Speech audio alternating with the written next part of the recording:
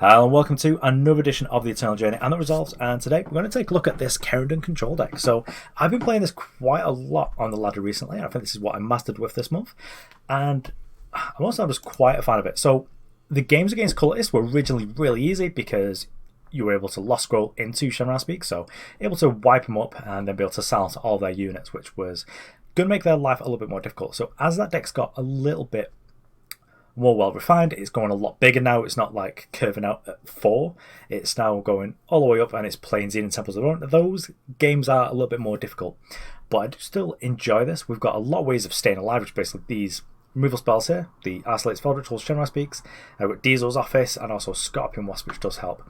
So we do play Qirin Ascendant as well, which is a pretty nice roadblock actually. Mostly in some matches you do hang fire with this because you do just want to play the kill on enemy attachments like in the mirror, or against any other sort of like shadow controllers. We do want to blow up things like Azindel's Give, we just want to have that out there. But a lot of time against like a Stone Scar, it'll just blow up like maybe a Jex Knife, or pop an Aegis on a Varret because Varret's usually got a weapon on, and then that lets you to deal with it another way, as well as being able to collect Persuaders before we're able to go a little bit too ham. Also, we are okay at pressuring opposing sides because we'd have like a bunch of these flying bodies. We've got like ambush units over here, and I've also got the Incarnus, which isn't blockable, so that is very good at pressuring enemy sites. I think most, if not all, sites in this format outside of like Dizo's Office do get one-shotted by Incarnus, and obviously because it's still doing damage, you still get the mastery bonus from that. The main weakness of the deck is a lot of our power enters undepleted, or we just have like the other way around where it's all undepleted rather than depleted, but it only does one side. So we do need things like lost scroll, lost power, and also Amber Acolytes just to be able to get us there. So in terms of win conditions as well, as we pretty much do in every deck now in Expedition, we've got like Karvet with Vara. That's like our win condition, but we do also have a bunch of sites. So playing Dizo's Office, playing 2 more in the market. I do really like Regent's Tomb. I wish we were able to play like Regent's Tomb main deck, but I think that even getting it out on free through a lost scroll is, it's just going to get killed by literally anything, which is unfortunate because I really like the effect. In terms of win conditions, we do also have Siraf. A lot of the time, if we're against like a kind of aggressive deck, I might play it as a blocker to soak up, maybe 3 to 9 points of damage, and then I'm just going to Shenrule it away anyway, which is kind of sad because it's not a shadow unit, so you're not able to get it back. But for the purpose of just keeping us alive, that's still kind of fine. And then Abraclites as well, not win conditions, but I do like to just trade these with literally anything. If this trades with a 2-2 at any point, I'm just really happy because it helped fix our influence and just like keep us getting through the deck and getting to our power. It'll help us play our powerful things. Anyway, that's enough for me. Let's get onto the ladder and see what we can do.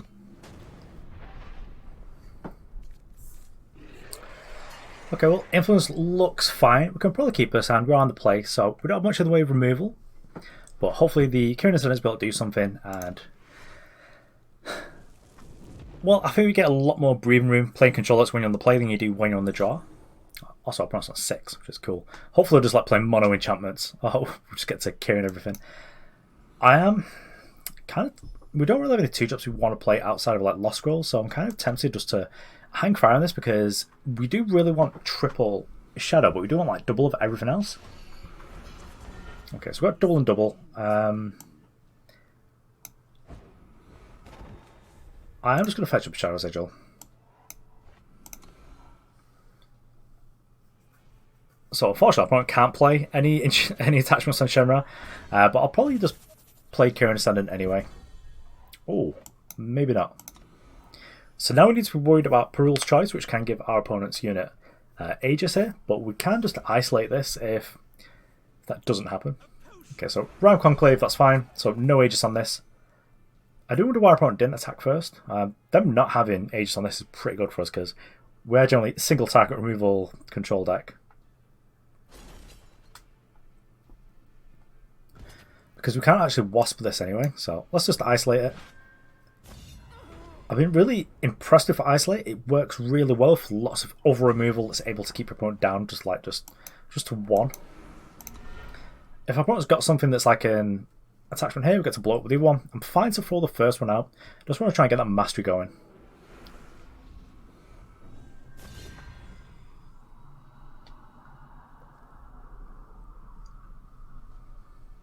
So did we decimate? No. Okay, well, in that case, I think that... Ooh, yeah, it's playing Incarnus.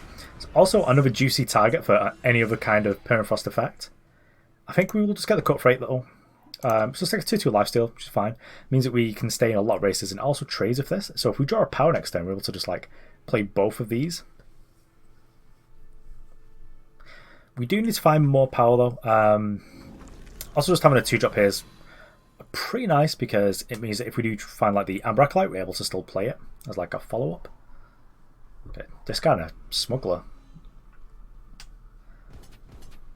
I will happily trade. My opponent's used a trick here. I'm even happier with that. Just get our opponent down to absolutely nothing. The less cards in hand our opponent's got, the less good that the sprite actually is. Okay, so we drew a power, so kind of happy with that. We don't have the second time, so we can't really do this. So I wanted to think, I just want to try and get this mastery going. So our opponent's got another fast spell here, so I can potentially suspect that that is something like another finest hour, so I'm happy just to try and get the mastery going here. We could have double blocked here otherwise, but I think that double blocking now is a little bit more risky. Now that we know our opponent does have a fast spell. If we draw like any undepleted power, then we're in kind of reasonable shape just to play like Karvet. Even if Karvet gets killed, it won't be with Avigraft or anything like that, which I know a lot of Who decks do play because you can fetch for it with Perul's Choice. Yeah, so there we go. So our opponent can fetch something like an Evergraft. It's not able to kill any of our flyers though, so it'd have to be something else. So it can't be a Permafrost though because they've already played one of them. This new artwork is something else. Yikes. Yeah, Adjudicator's Gavel, that's fine. We've got plenty of these. Okay, so we can't get quite what we want here. But if we fetch a Justice Sigil, attack with both our girls over here, and let's play a Cutthroat. Cutthroat, even if our opponent is able to like finest hour through it, we'll still get to gain some lives and make our opponent use a spell. Maybe the fastball that had in all along was the Perul's Choice.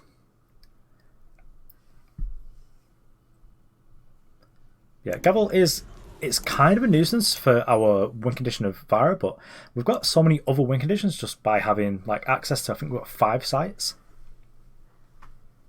And of course this hero deck here was one of the other well represented decks. Oh, well, you're going to be sorry about that in a minute. I mean, I'm sad about it now because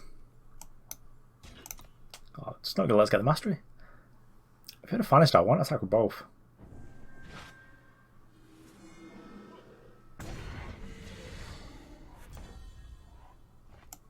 Bzzz. Absolutely love Scorpion Wasp. It's pretty sad that Eclipse Dragon just dunks on it, but aside from that, just like being pretty much unconditional removal unless your opponent discards a card is, oh yes, and it's really good against combat tricks because it doesn't care about very many of them.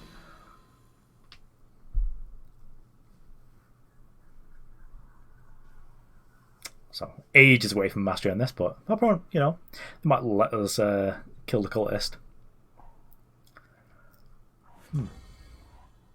What is it that our opponent has like all this time that is just like better than merchants?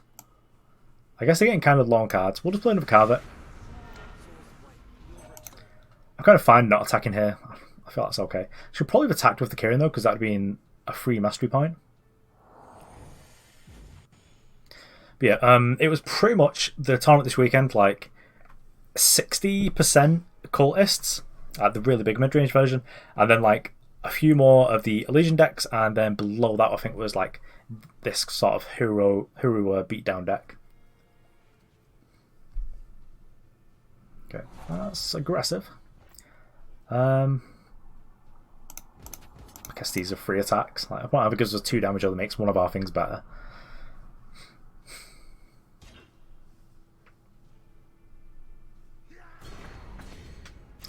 Exotic time. Yeah, let's put him in here, 5/6. I think we can probably afford to play Siraf.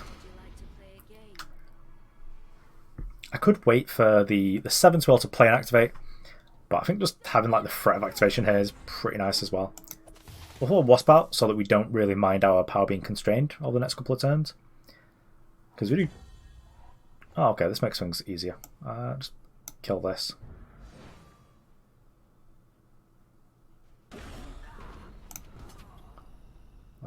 So even through Fine Style, this like at least trades, so I'm kind of fine with that.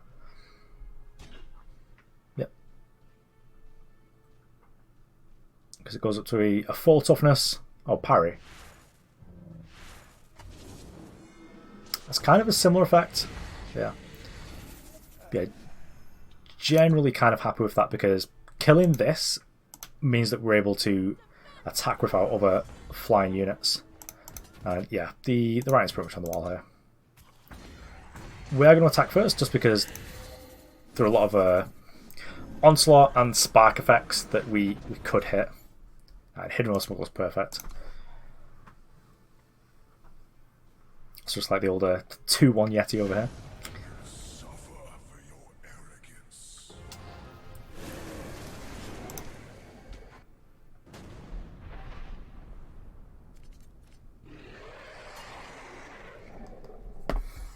Okay, well, we don't have any time sources. We're in the draw, but we get to play a turn 3 Incarnus, and I think that's probably worth it. And also, we get to steal back the play. This is something that... Uh-oh. Well, okay, maybe not. Against the... Okay, we do need to kind of rip time sources now, just to be able to play our Shen-Ra speaks. But I didn't put our opponent on a Acco deck. So, let's just play this. Hope our opponent doesn't play like a Jex Knife over here. Or over here, even more problematically, because this gets to turn him into would be a 6/6 Aegis.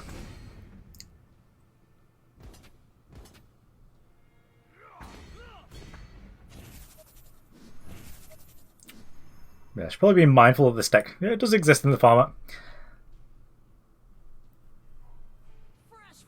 Some wastes, I'm not sure what they could get. Maybe they got like, maybe this is where they're putting their Jex Knife, and that's like their technology. We do kind of need to rip some time sources in a row. I think if we draw a time source now, I might just play Qirin Ascendant and just kill, basically turn this into a 1-1. Makes it real difficult for it to be able to get its mastery off. Okay, well we'll do this next turn then. Especially if our opponent's got like a Persuader, maybe we could just kill that. Ooh, well. It's probably Karvet, isn't it? I mean, it could be Pilfered, because Pilfer is like half a power drop a lot of the time. My opponent does need to kill this now. So they're getting for some damage, which isn't ideal realistically.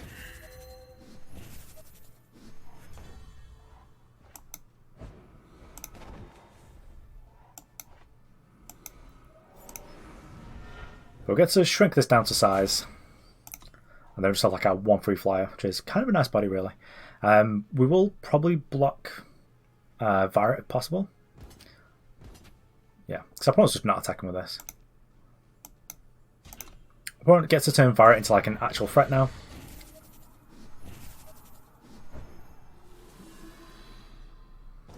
Then which one we're going for? Aegis? Yeah, that's probably wise.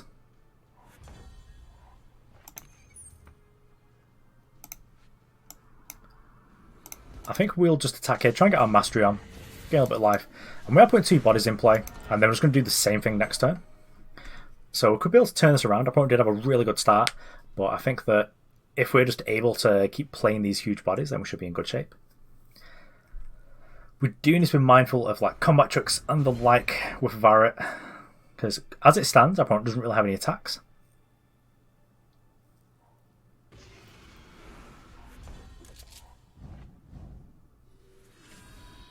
Yep, still kind of stands that way. I guess we'll just play Solar Dragon again. I know at the very least we can double block the... We do need to be mindful if opponent gets to 7. They can like kicker the Conflagrate, they can deal 3 damage to each, and then when they go to damage, they do damage to each with the Quick Draw Dragon. So we do need to be mindful that if it gets to the point where our opponent's got like 7 power in play, and them attacking with Eclipse Dragon is pretty spooky. So I think we're just going to go and fetch our Xenan Temple. Actually, we could just be incredibly smart thing, go and fetch Vara, and then I don't mind aggressively trading these off.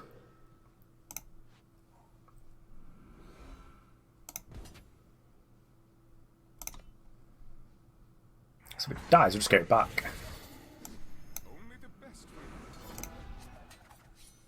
Yeah, get Vara. Sort of feign some amount of weakness that I'm happy to trade these.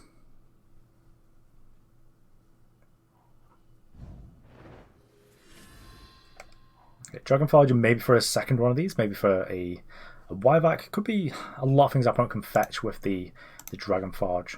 Maybe even Persuader. Yeah, so where's Persuader going? And what do we have in the market?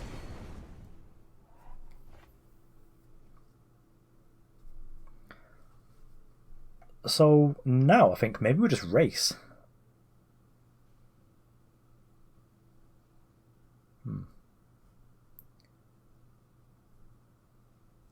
If we just block here, we'll get this back anyway. Or just attack. Yeah, I think we win this race now because we gain 8. Or gain 9 if we attack with this.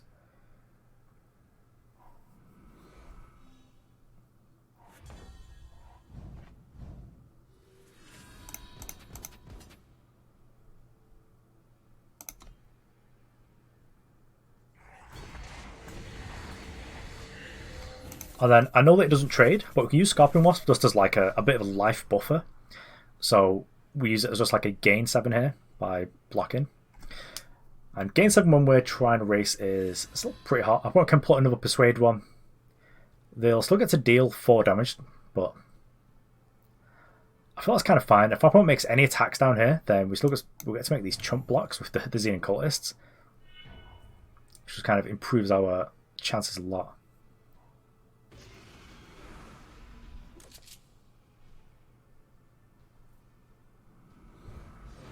Yeah, definitely risky move from the opponent, just like taking 2 damage there. Yeah, I think they definitely need to think about this. They will have 6 power on their turn. So, yep, something can't block, that's fine. Okay, so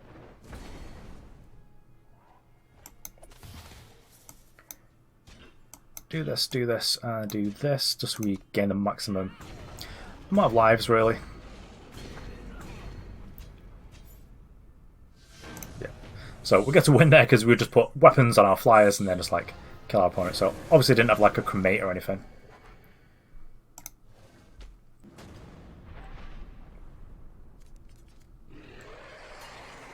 Okay, well I think we redraw this. Our influence is just a little bit too bad. This is kind of awful too because we're just really expensive cards, but I think that we can get with redrawing. So this isn't great, I'll be honest. It is a bit of a stinker, so just kind of hoping that we can get there. So Lost Goal will be a pretty rancid draw, but if we... Okay, so we could play against the mirror here, but if we draw our Seat of Vengeance, then I'm kind of feeling okay.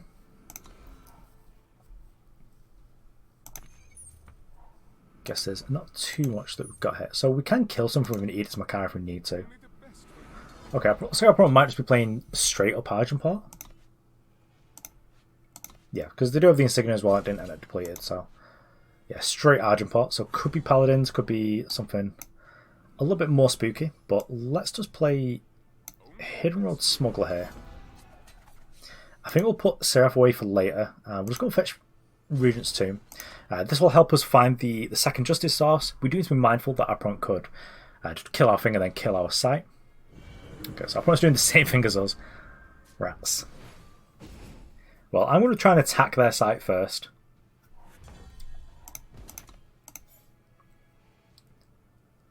Now they need to decide what they're going to let us do. Okay, in this case, we will sabotage them.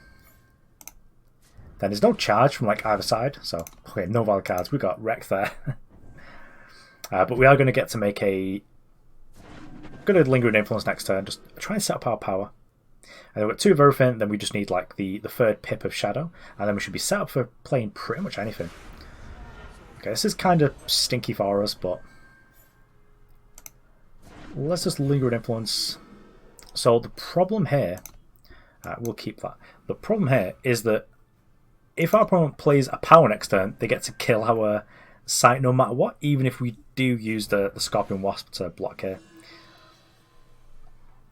So, yep, that looks like that's what's happening, but we still kind of have to do this.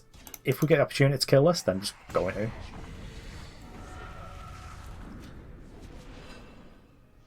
So the problem here is that our opponent is going to get Elias, and there's not very much we can do about it. But interested in seeing our opponent's list. Oh boy. Yeah, I would suspect that this means that we're just dead. Unless we get like Shen-Ra and we're able to just...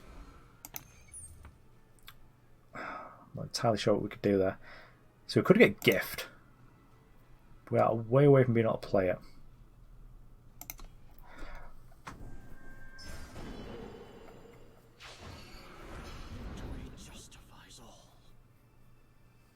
Yes, this has been a bit stinky for us, but if we get Shen-Ra, now that Elias is out, we do get to deal with pretty much everything. I'm going to wait until the end of our opponent's turn, though.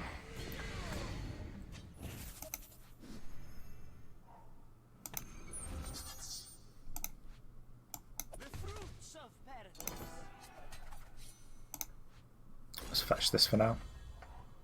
Okay, so we're just going to do this. This is a bit stinky, because it puts us back on power, but it's able to kill all of this and silence it, which just means that we get to deal with Elias for good, and also this had revenge, so hopefully puts us on a bit more of an even playing field. Another Karvet is pretty bad though, so there's not too much we can do here. Maybe I'll just go and fetch Siraf.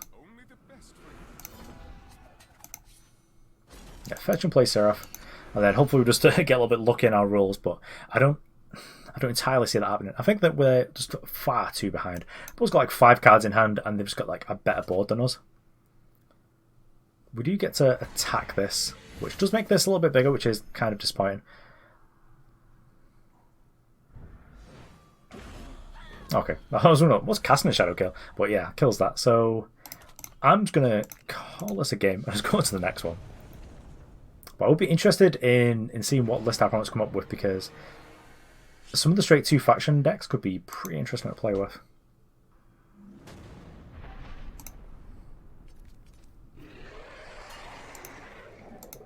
Okay, here we have it. I'm currently like 0-3 against Patrick Chapin, but I think this sounds kind of juicy, so we'll keep it. Because we're set up to actually play Shen-Ra. So Patrick could be playing literally anything right now. But yeah, this will be the last one before I have to go though.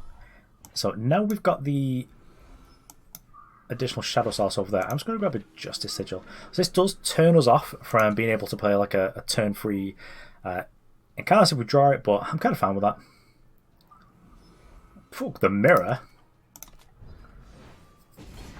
I don't think we're actually playing Vara's Favors though, but yeah, it's going to be pretty good. I think that we can just go and fetch our sight, and I think we're just going to go fetch Regent's Tomb. I think Regent's Tomb could be potentially a problem for Patrick here. Oh, Wingbrewer. Rats.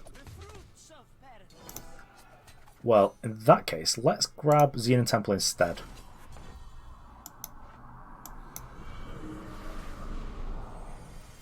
We'll just scare this.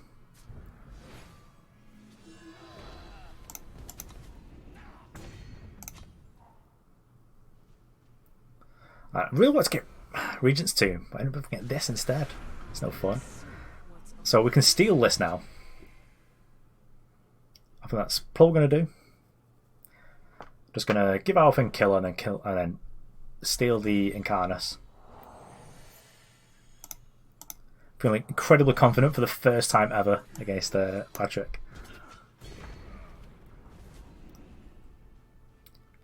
So now they can play like a... Yeah, we don't always play anything. I think if we want to play Siraf, I want to play it later. And I don't... If I was going to play anything, I'd want to play both things, but I don't want to get Shen ruled.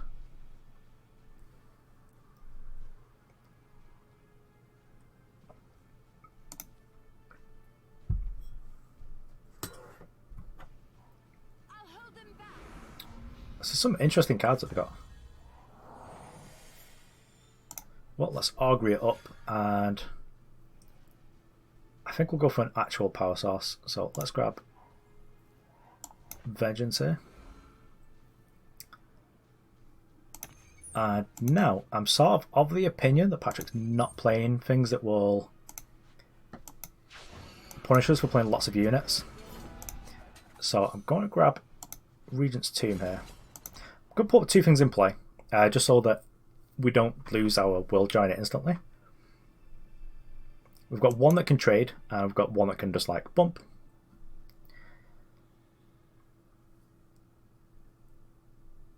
Could this be it? Could this be the card back, like live on the channel? Uh-oh. Well, there's an Edict coming our way. Somebody's not blocking, and in that process, they're going to be put in the void.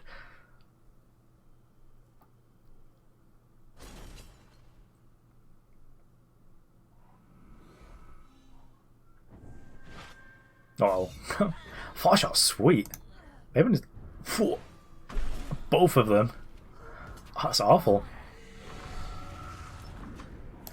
That was awesome.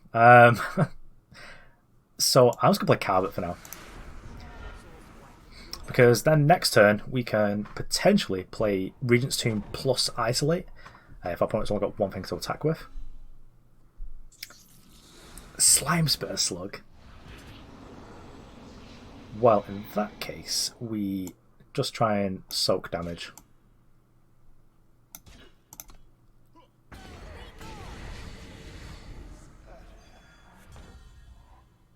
So now we Shen rule. So 3 cards in hand versus 1. And next turn we get to play Tomb plus Isolate.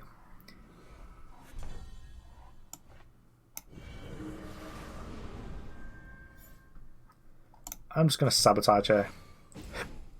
Yep, opponent's got Shen rule. We get to, if they don't do anything, I'm just going to play this so that we can give it revenge.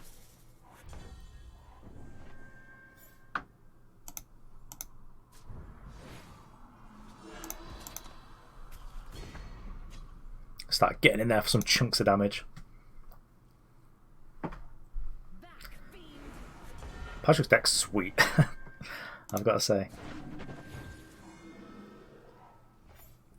I will keep the Smuggler. I don't really think we need to kill this.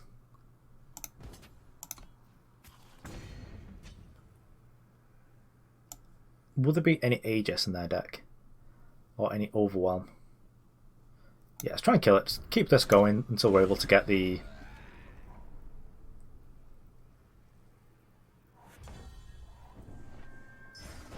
Okay, so now we are doing it. We've got Elias. I've got the older Revenge Wasp here. So we don't really need anything else. Do we have any shadow units that we care about? We've got a few. I could just gift them, keep him down. But I think that we'll grab Vara. It's just a big body that's going to get us a lot of value. And we'll save the power for next turn because it will help us do like 3 more damage.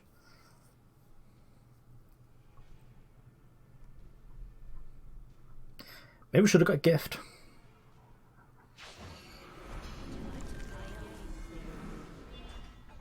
Oh, nice. Well, let's just play like this. Got a huge chunk of damage in. Gonna Vara, which will get Karvet, which will get the Ebon Dune Smuggler. I got what? A 1/4. Yeah, let's get Hidden Road Smuggler for now. Do this, and we'll go and grab an Azindel's Gift. So then, if we get Harsh Ruled, our opponent will be sort of top decking against each other, but our opponent won't ever be able to keep cards in hand, which means that we're able to kill their merchants. Like Minotaur Tribal over here. I suppose we'll just do it like this.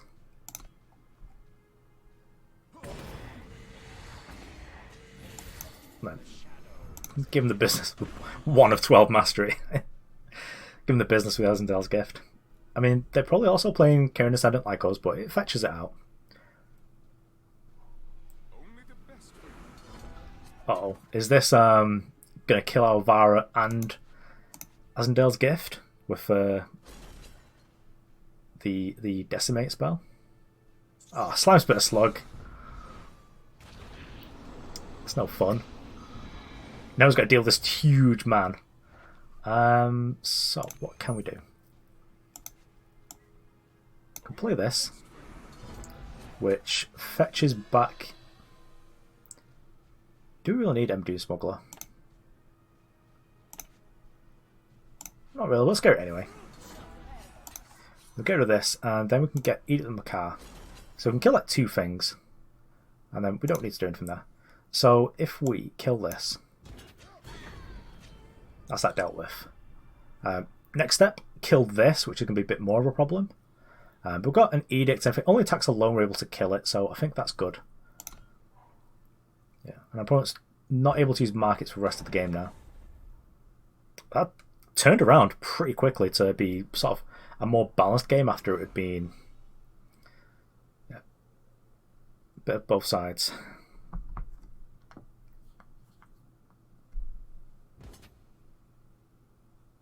So this could be it. This could be like the concession now because we get to isolate this. Now that doesn't quite leave us open to be able to attack yet. What do we have in here? So we can go with Qirin Ascendant, don't really need to. What's stopping us from attacking? So if we attack with this, 6 goes into 2, 5. Yep. A little bit too difficult to get attacks in. So I guess we'll go for kill a 4/5. But then we should be able to. I can't really make any attacks yet. I really want to see Dizo's office. I don't mind going into like 1 card in hand now because our market's kind of awful now. It's got like the 2 cards which are the current Ascendants. Maybe we should have fetched one of them just because it could have been quite good. Yeah, here's Dizo's office. So the game's probably over now because we're just going to draw a card off it. There we go. So if we fetch Incarnus now, that should be pretty much game because this is going to put us well ahead because we're able to play it and then we've just got like this unblockable threat. And if we use this to kill something now, then next turn we'll be able to. Yep. So if we cut ties on the, I guess the 1/5 because that's just stopping things from being able to get through. Then we can play Incarnus. Emerald. Wow. Yeah, let's get Emerald. Sweet. Get another Incarnus. And then this gives us Beast Caller's Amulet. And we're not getting anyone can attack yet. We can Wasp if we really need to. No, Wasp with Beast Caller's Amulet. Chef's kiss.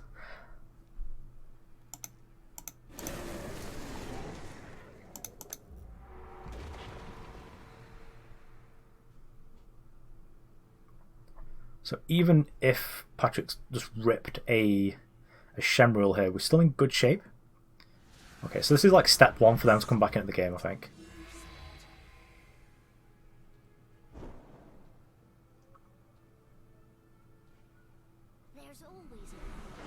Good Guide, good, good.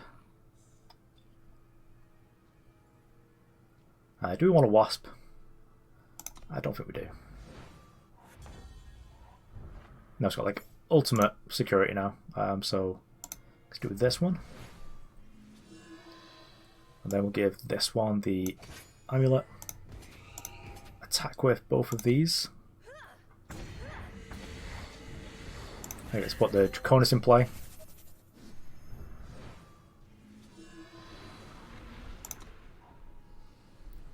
That I feel like we've just got such a game. Yeah, it's fine. Malediction, rats. That wipes out a lot of the board, but we did it. We actually beat Patrick. I'm still like 1-3 against him, but wow, it's like the first time I've been able to win the game there. Okay, so there we have it, Kerendon control, and that last match was something. Well, I've never actually been able to beat Patrick before. This is like the first time. I think we've probably played like 4 times now, and every time I'm just like, I'm gonna win this, and then they'll just be playing some like absolute wacky brew that just destroys me every time. But I guess they were still playing a wacky brew. It was like this deck, but a little bit more Minotaur-y. I don't know what's going on, but interested to see if that list ever makes it out. But yeah, thanks for watching. That resolves, and I'll see you around.